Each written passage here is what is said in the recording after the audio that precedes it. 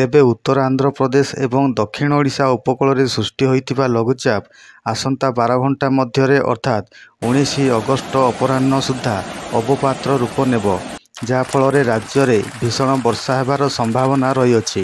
ତେବେ ମାଲକାନଗିରିରେ ଲଗାଣ ବର୍ଷା ଯୋଗୁଁ ଦେଖିବାକୁ ମିଳିଛି ବନ୍ୟା ପରିସ୍ଥିତି। ତା ସହିତ ପାରାଦୀପ ପୋର୍ଟ ଏବଂ ଗୋପାଳପୁର ପୋର୍ଟକୁ ଜାରି କରାଯାଇଛି 3 ନମ୍ବର ବିପଦ ସଂକେତ। ତେବେ ଆଜି ସନ୍ଧ୍ୟା ସୁଦ୍ଧା 3ଟି ଜିଲ୍ଲାକୁ ରେଡ୍ ୱାର୍ଣ୍ଣିଂ ଜାରି କରାଯାଇଥିବା ବେଳେ ଭୀଷଣ ବର୍ଷା ହେବାର ସମ୍ଭାବନା ରହିଅଛି। ତା ସହିତ 20 ସେଣ୍ଟିମିଟର ପର୍ଯ୍ୟନ୍ତ ବର୍ଷା ହେବାର ସମ୍ଭାବନା ରହିଅଛି। 4ଟି ଜିଲ୍ଲାକୁ ଅରେଞ୍ଜ ୱାର୍ଣ୍ଣିଂ ଜାରି କରାଯାଇଥିବା ବେଳେ ଏହିସବୁ ଜିଲ୍ଲାରେ ପ୍ରବଳରୁ ଅତି ପ୍ରବଳ ବର୍ଷା ହେବାକୁ ଥିବା ବେଳେ 12ରୁ 20 ସେଣ୍ଟିମିଟର ପର୍ଯ୍ୟନ୍ତ ବର୍ଷା ହେବାକୁ ଥିବା ବେଳେ ବିଜୁଳି ଘଡ଼ଘଡ଼ି ମାରିବା ସହ 30ରୁ 40 କିଲୋମିଟର ବେଗରେ ପବନ ବହିବାର ସମ୍ଭାବନା ରହିଅଛି। ତା ସହିତ 23 ଜିଲ୍ଲାକୁ ୟେଲୋ ୱାର୍ଣ୍ଣିଂ ଜାରି କରାଯାଇଥିବା ବେଳେ 8 ଜିଲ୍ଲାରେ ପ୍ରବଳ ବର୍ଷା ହେବାକୁ ଥିବା ବେଳେ 7ରୁ 11 ସେଣ୍ଟିମିଟର ପର୍ଯ୍ୟନ୍ତ ବର୍ଷା ହେବାକୁ ଥିବା ବେଳେ ବିଜୁଳି ଘଡ଼ଘଡ଼ି ମାରିବା ସହ 30ରୁ 40 କିଲୋମିଟର ବେଗରେ ପବନ ବହିବାର ସମ୍ଭାବନା ରହିଅଛି।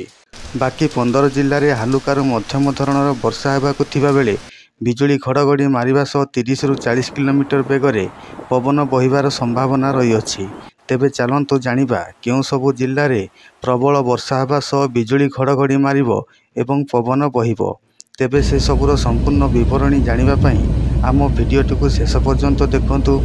ଯଦି ଆପଣମାନେ ଆମ ଚ୍ୟାନେଲଟିକୁ ସବସ୍କ୍ରାଇବ୍ କରିନାହାନ୍ତି ତେବେ ଆମ ଚ୍ୟାନେଲଟିକୁ ସବସ୍କ୍ରାଇବ୍ କରିଦିଅନ୍ତୁ ଏବଂ ପାଖରେ ଥିବା ବେଲ୍ ଆଇକନ୍ଟିକୁ ଦବାଇ ଦିଅନ୍ତୁ, ଯାହାଫଳରେ ଆପଣମାନେ ଆମ ଚ୍ୟାନେଲର ପାଣିପାଗ ସମ୍ବନ୍ଧୀୟ ସମସ୍ତ ତଥ୍ୟ ସବୁଦିନ ପାଇପାରିବେ।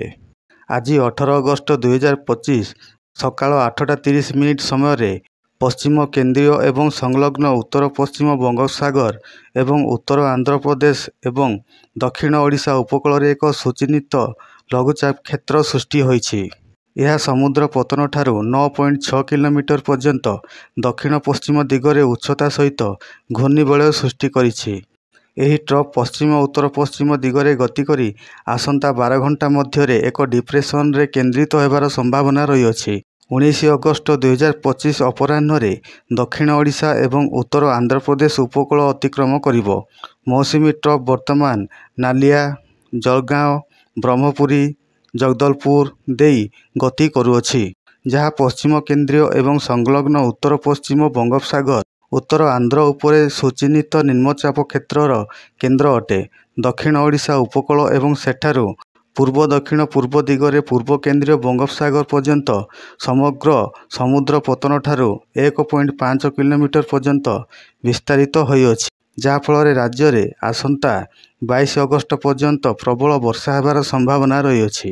ତେବେ ରାଜ୍ୟରେ ଜୁନ୍ 1ରୁ ଆଜି ପର୍ଯ୍ୟନ୍ତ 726 ମିଲିମିଟର ବର୍ଷା ରେକର୍ଡ କରାଯାଇଛି। ତେବେ ରେଡ୍ ୱାର୍ଣ୍ଣିଂ ଜାରି କରାଯାଇଥିବା 3 ଜିଲ୍ଲା ହେଉଛି ମାଲକାନଗିରି, କୋରାପୁଟ, ନବରଙ୍ଗପୁର। ଏହିସବୁ ଜିଲ୍ଲାରେ ଭୀଷଣ ବର୍ଷା ହେବାର ସମ୍ଭାବନା ରହିଅଛି।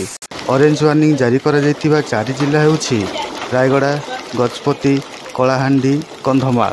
ଏହିସବୁ ଜିଲ୍ଲାରେ ପ୍ରବଳରୁ ଅତି ପ୍ରବଳ ବର୍ଷା ହେବାର ସମ୍ଭାବନା ରହିଅଛି। ତେବେ ୟେଲୋ ୱାର୍ଣ୍ଣିଂ ଜାରି କରାଯାଇଥିବା 23 ଜିଲ୍ଲା ମଧ୍ୟରୁ 8ଟି ଜିଲ୍ଲା ଯେଉଁଠି ପ୍ରବଳ ବର୍ଷା ହେବାର ସମ୍ଭାବନା ରହିଅଛି। ଏହିସବୁ ଜିଲ୍ଲାଗୁଡ଼ିକ ହେଉଛି ନୂଆପଡ଼ା, ବଲାଙ୍ଗୀର, ବୌଦ୍ଧ, ଗଞ୍ଜାମ, ନୟାଗଡ଼, ଖୋର୍ଦ୍ଧା, ପୁରୀ, କଟକ। ୟେଲୋ ୱାର୍ଣ୍ଣିଂ ଜାରି କରାଯାଇଥିବା ବାକି 15 ଜିଲ୍ଲା ହେଉଛି ଭଦ୍ରକ, ବାଲେଶ୍ୱର, କେନ୍ଦୁଝର, ମୟୂରଭଞ୍ଜ, ଯାଜପୁର, ଜଗତସିଂହପୁର, କେନ୍ଦ୍ରାପଡ଼ା, ସୋନପୁର, ଝାରସୁଗୁଡ଼ା, ସୁନ୍ଦରଗଡ଼, ସମ୍ବଲପୁର, ବରଗଡ଼, ଦେଓଗଡ଼, ଅନୁଗୁଳ, ଢେଙ୍କାନାଳ। ଏହିସବୁ ଜିଲ୍ଲାରେ ହାଲୁକାରୁ ମଧ୍ୟମ ଧରଣର ବର୍ଷା ହେବାର ସମ୍ଭାବନା ରହିଅଛି।